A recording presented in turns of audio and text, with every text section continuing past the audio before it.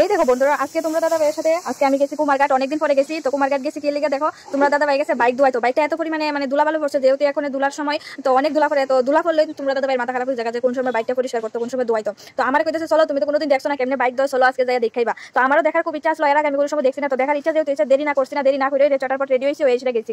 তো যাই আসিরা তখন বাইক তুলে দিচ্ছে তোমরা দাদা ভাই, আর তারা দেখো এত সুন্দরভাবে দইতেছে, এত চিপা সুপা এত সুন্দর করে দইতেছে। আমি কিন্তু বাড়ির মধ্যে বাইক দইয়া দিয়ে তোমরা দাদা ভাইরে ব্রাশ দিয়া তুলি দিয়া মানে চিপা সুপা কিন্তু এত পরিষ্কার হয় না। আর এত জলের স্পিড দেখা সেটা আমি তো কই সারছে আমারও নিয়ে উড়ে ফেলা দিতে পারবো, এত সুন্দর করে বাইকটা দইছে।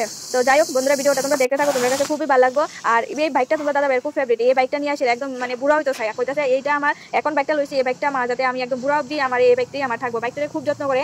আর বাইকের মধ্যে এত কিছু কিতা কিতা যে মালিশ করে, কোনোদিন আমি দেখলাম না নিজের শরীরে মানে কিছু একটা তেল দিতে, কিন্তু বাইকের লেগে অনেক কিছু আছে যেটি স্প্রে করে, অনেক কিছু করে। তার ইদি তো আমি আর নাম জানি না, নাম কইতে পারতাম না।